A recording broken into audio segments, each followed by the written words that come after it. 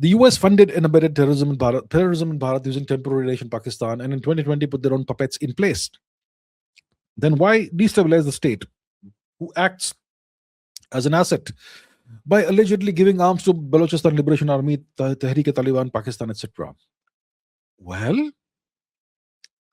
see, the US funded and financed Pakistani terrorism against Bharat from the 1980s onwards. 1979 is when things changed, when the USSR invaded Afghanistan, and then in 1980s onwards, the Americans poured in tremendous amounts of funds and funneled weapons through various means, indirect means, into Pakistan, sent uh, military, trainer people who would train the Pakistani military in various terroristic and other activities, etc.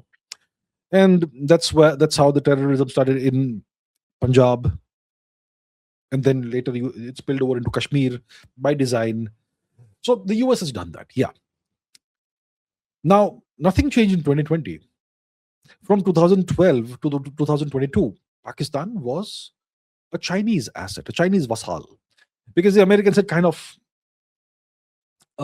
temporarily cut Pakistan adrift.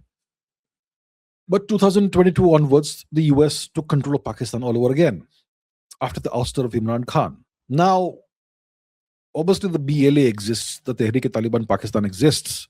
The question is, who is funding them? Do we know that the US is funding them? I'm not very sure about that. Yeah. So if the temporary nation is your asset, why would you want to destabilize it? Well, that's a good question. Why would you want to destabilize it? You can keep some instability going on just to keep your assets under control. If the country is running completely smoothly, then your assets, the generals who work for you, they may become too smug, and they may become a little complacent, and they may feel overconfident. But you keep the nation unstable, then it is a daily reminder to your vassals, to your puppets, then you need to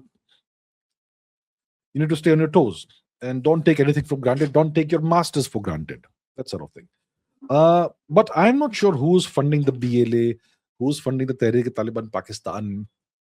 Is the US doing it? Can't say.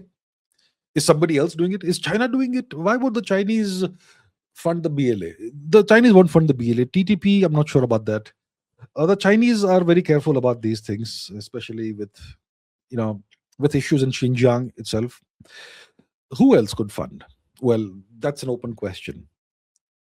So one reason you could do this is to keep your assets, ensure that they don't become overconfident.